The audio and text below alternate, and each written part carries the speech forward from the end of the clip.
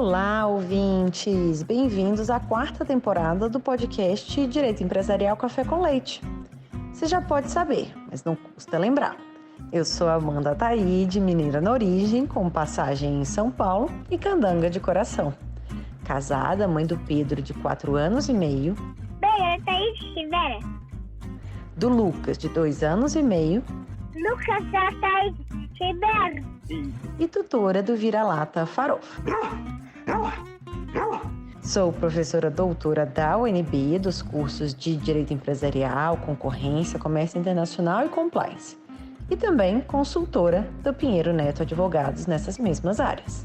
Esse podcast nasceu voltado para as minhas turmas da graduação em Direito Empresarial na UNB, na disciplina de Direito Comercial 1.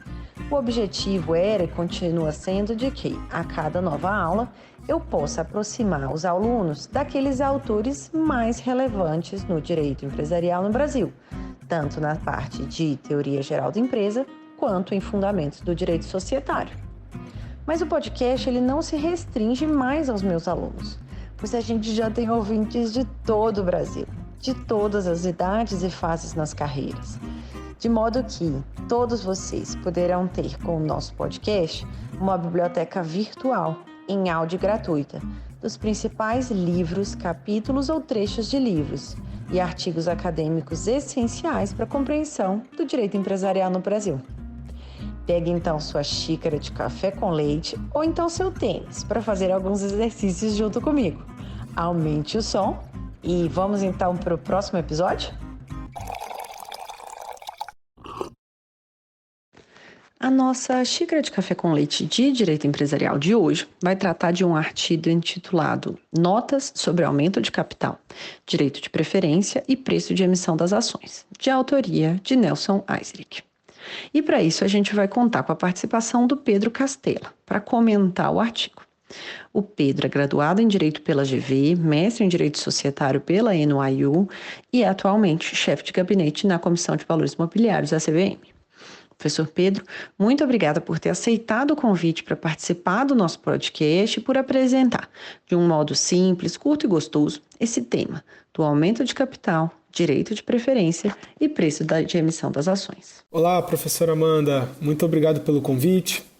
Começo te parabenizando por essa nobre e feliz iniciativa de trazer o direito societário mais perto dos alunos e demais interessados. Já estou com a minha xícara de café com leite, pronto para começarmos o nosso bate-papo. Então, para a gente começar, quem que é Nelson Eisrich e qual a relevância desse autor para o direito empresarial no Brasil? Bom, para aqueles que ainda não conhecem o professor Nelson Eisrich, ele é um dos mais renomados advogados e juristas brasileiros em matéria de direito societário e mercado de capitais. Ele já contribuiu de diversas formas para o desenvolvimento e aprimoramento desse ramo do direito no Brasil.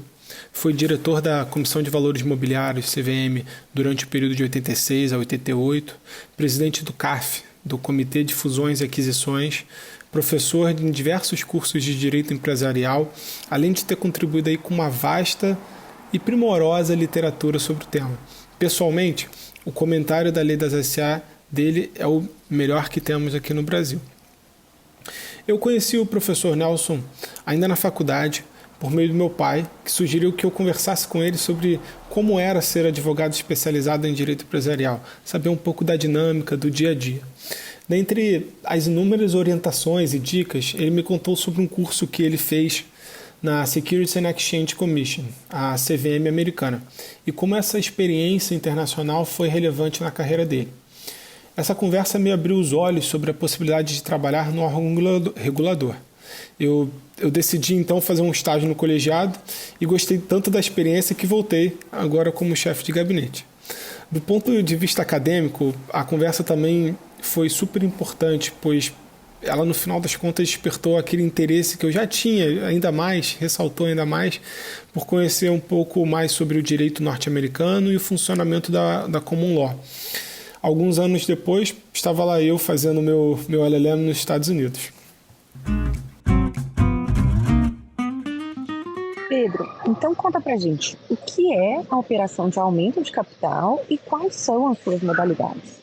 O aumento de capital é uma das operações mais importantes da vida societária, tanto do ponto de vista da companhia quanto de seus acionistas. Mas antes da gente entrar na operação de aumento de capital propriamente dita, vamos dar um passo atrás e vamos falar rapidamente sobre 3 pontos. Primeiro, o que é o capital social? Segundo, quando esse capital pode ser aumentado? E terceiro, quais são os tipos de aumento de capital que existem?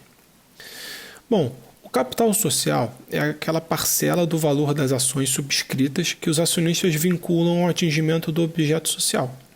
Então, de forma simples, é o valor que os acionistas investem na companhia para a consecução do seu objeto social. O capital social pode ser aumentado desde que no interesse da companhia. O professor Nelson define interesse social como aquele interesse comum aos acionistas em sua condição de sócios, visando a consecução do objeto social. E como o capital social pode ser aumentado? Existem basicamente 2 formas. A primeira, mediante a capitalização de lucros e reservas, e aí pode ser com ou sem a emissão de novas ações, conforme previsto lá no artigo 169 da Lei das SA. A segunda modalidade é mediante a subscrição de novas ações, e essa operação está regulada lá no artigo 170 da Lei das SA. Bom, em geral, o aumento de capital mediante a capitalização de lucros e reserva não costuma gerar grandes controvérsias no mercado. Isto porque não há ingresso de novos recursos, mas tão somente a conversão de recursos já presentes no patrimônio líquido da companhia em capital social. Para ilustrar, imagine uma companhia que tenha R$100 de capital social e R$100 de reserva de capital. Por meio dessa modalidade de aumento, os recursos da reserva de capital seriam transferidos ao capital social de modo proporcional entre os acionistas, de forma que, ao final da operação, o capital social ficaria com R$200, enquanto que a conta de capital ficaria zerada. Já o aumento de capital, mediante a subscrição de novas ações, por sua vez, pressupõe o ingresso de novos valores ou bens ao patrimônio da companhia e, consequentemente, a emissão de novas ações. Em decorrência da emissão de novas ações, a organização da companhia e a dinâmica entre os acionistas pode ser afetada, e é nessas situações em que as controvérsias e disputas costumam ocorrer. Por exemplo, imagine um acionista que tem 100 ações que equivalem a 10% do capital social da companhia. Com esse percentual, ele teria, por exemplo, a prerrogativa de eleger um membro do Conselho Fiscal, nos termos lá da linha A do parágrafo 4º do artigo 161. Agora imagina que seja aprovado um aumento de capital com a emissão de 100 novas ações. Se esse acionista não exercer o seu direito de preferência, a sua participação no capital social da companhia passaria de 10% para apenas 9%. E, portanto, ele não poderia mais se utilizar daquela prerrogativa de eleger um membro do Conselho Fiscal. Assim, tendo em vista esses potenciais efeitos nos direitos dos acionistas e organização da companhia, a Lei das SA estabeleceu alguns procedimentos e requisitos que devem ser observados na realização de aumentos de capital mediante a subscrição de ações. E aí o Nelson Eiser coloca 4 principais procedimentos. Primeiro, que tal aumento de capital seja aprovado na Assembleia Geral ou no Conselho de Administração, conforme previsto lá no Estatuto Social. Segundo, que haja a integralização de ao menos 3/4 do capital social já. Terceiro, que haja a outorga do direito de preferência aos acionistas, e aí observadas algumas exceções legais. E, por fim, que o preço de emissão seja fixado pelo valor econômico e sem que haja diluição injustificada dos acionistas antigos. Então, como vimos, o capital social é uma ferramenta importante para a consecução da atividade fim da companhia e ele pode ser aumentado desde que no interesse da companhia. O aumento de capital pode ser realizado mediante a capitalização de lucros ou reservas ou mediante a emissão de novas ações. Diante dos potenciais efeitos dessa última modalidade de aumento para os acionistas antigos, a Lei das SA estabeleceu alguns procedimentos que devem ser observados, incluindo aí a outorga do direito de preferência. E seguindo nessa mesma linha, como você mesmo comentou, Pedro, um dos requisitos para a realização de aumento de capital para a emissão de novas ações é justamente a outorga do direito de preferência aos antigos acionistas, observadas algumas exceções legais. Qual que é o objetivo do direito de preferência e quando que ele é aplicável? Os alunos poderem entender um pouco da razão de ser, atrás dessa regra. O direito de preferência na subscrição de novas ações é um direito essencial do acionista, nos termos lá do artigo 109, inciso 4 da Lei das SA. Isto significa dizer, então, que nem o Estatuto Social nem a Assembleia poderão excetuá-lo ou subtraí-lo, exceto naquelas hipóteses especificamente previstas em lei. Tá? O direito de preferência tem como objetivo primordial permitir que os antigos acionistas mantenham sua posição acionária na companhia nas operações de aumento de capital. Isto é, que os acionistas possam manter seus direitos políticos e econômicos inalterados em caso de aumento de capital. Isso é especialmente importante no âmbito da Lei das SA, porque ela exige que determinados direitos e prerrogativas sejam exercidos somente por aqueles acionistas que detenham participação acionária mínima.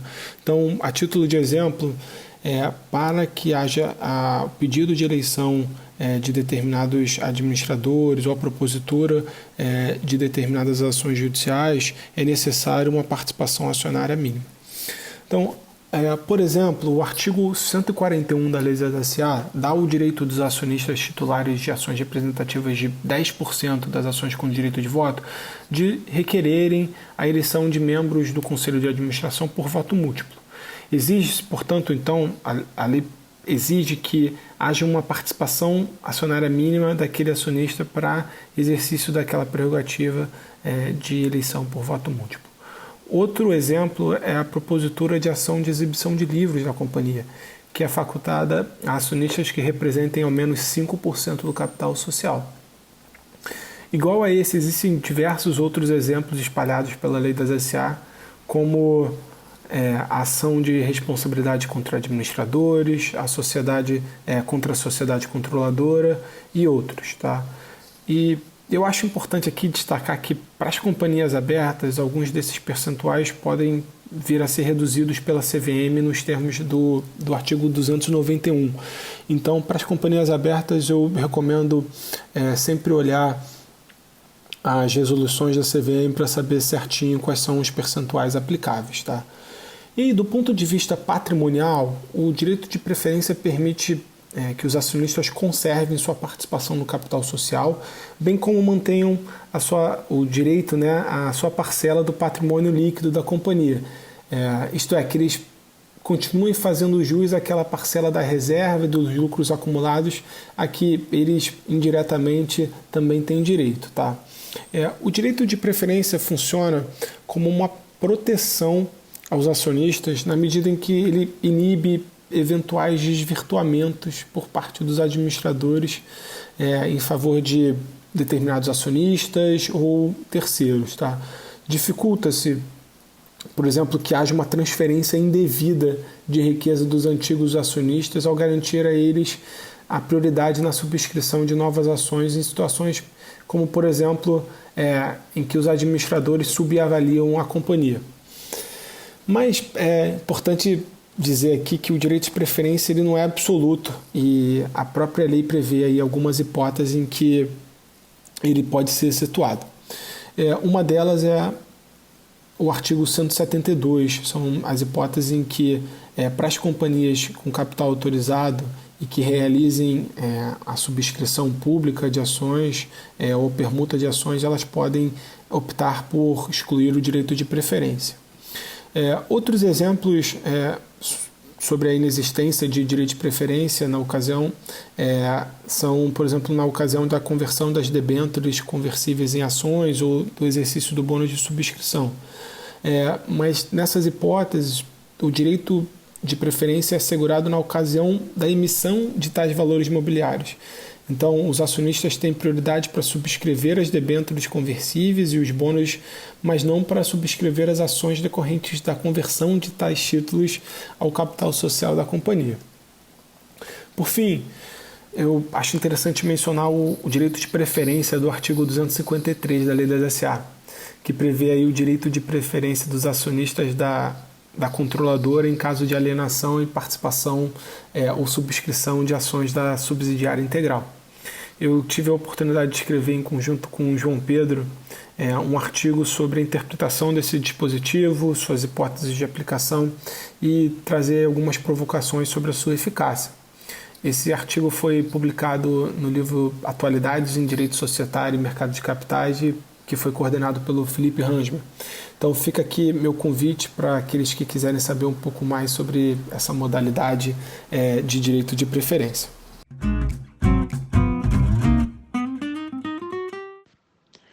E quais são, então, as discussões que surgem quanto ao preço desse aumento de capital?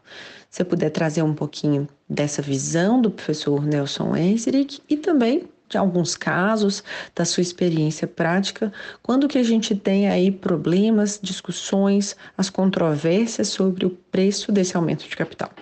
O Bulhões Pedreira e o Lamy Filho foram muito felizes ao notar que os acionistas minoritários precisavam de salvaguardas adicionais para além do direito de preferência.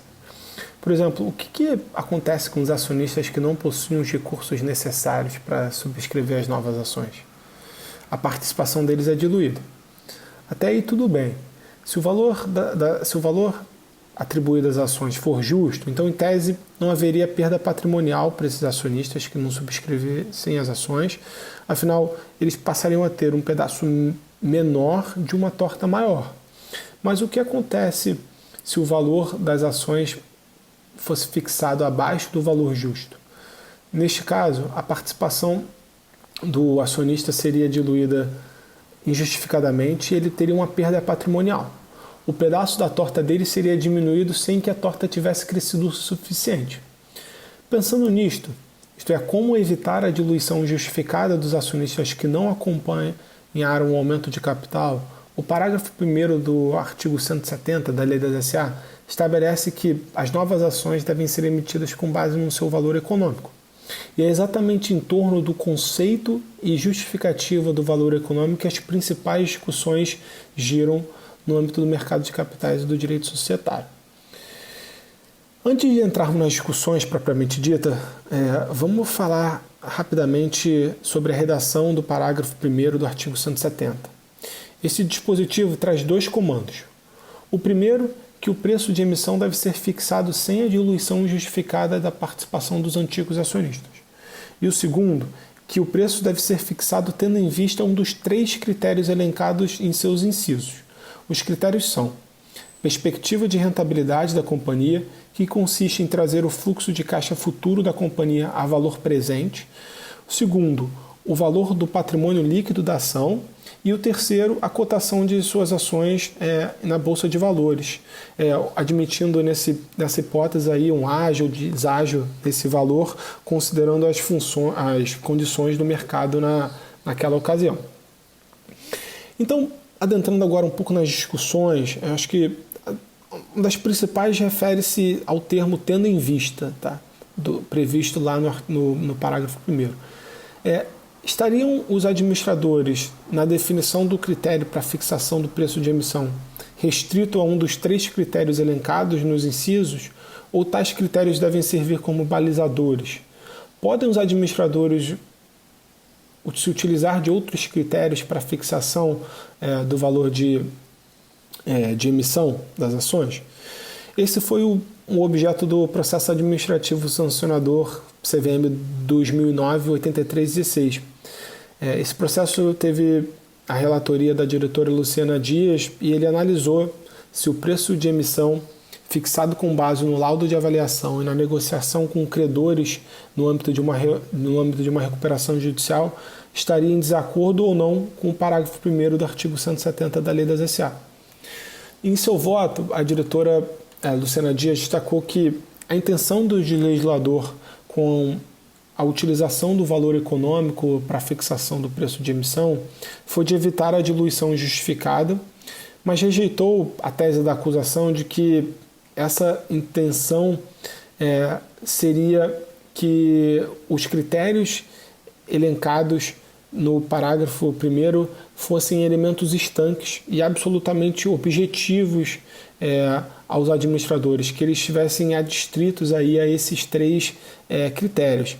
Na visão dela,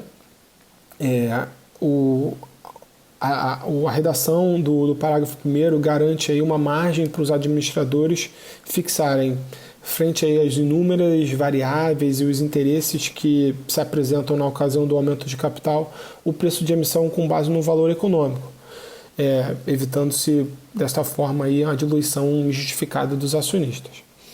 Mas a discricionariedade para fixação do preço de emissão não quer dizer uma arbitrariedade dos administradores. A diretora Luciana Dias destaca que os administradores devem ter os elementos e as ferramentas para buscar o interesse social, então tem que ter uma certa flexibilidade, mas eles devem estar sempre aí atuando em observância aos seus deveres fiduciários e buscando evitar aí a diluição justificada dos acionistas. Outro elemento relacionado ao preço de emissão de novas ações que gera bastante controvérsia refere-se ao parágrafo 7º do artigo 170. Então, esse dispositivo ele determina que o critério utilizado para a fixação do preço de emissão seja divulgado e que os aspectos econômicos que determinaram a sua escolha sejam fundamentados, e aí a expressão é pormenorizadamente, ou seja, que deve ser detalhadamente descrito, tá? Em outras palavras, os administradores eles devem explicar as razões econômicas para a escolha do critério utilizado na fixação do preço de emissão. E aí, apesar de não ser obrigatório, a elaboração de laudo de avaliação e pareceres jurídicos podem ser instrumentos importantes para auxiliar na fundamentação da decisão da adequação daquele critério para o contexto da companhia. Para auxiliar na interpretação desse dispositivo legal do parágrafo 7º, a CVM editou o parecer de orientação número 1. Esse parecer traz alguns pontos, algumas recomendações interessantes. A primeira é que as ações com alta negociabilidade, isto é, com bastante liquidez, o critério de cotação em bolsa deve ser prestigiado. A segunda é que, para os papéis com baixa liquidez, o critério de perspectiva de rentabilidade futura pode ser o mais adequado. Ou seja, resumo da ópera, os administradores, olhando para aquela situação econômico-financeira, jurídica da companhia, devem decidir quanto ao critério de fixação do preço de emissão a ser utilizado, e ele deve justificar a adoção desse critério aos seus acionistas aí na proposta da administração para a realização daquele aumento. Então, concluindo, a fixação do preço de emissão com base no valor econômico é uma proteção contra a diluição justificada dos acionistas que, porventura, não acompanhem o aumento de capital. O legislador estabeleceu alguns critérios que devem ser utilizados pelo administrador como balizas para a fixação do preço de emissão, sendo certo que os fundamentos e as razões para a utilização desse determinado critério devem ser justificados detalhadamente pela administração.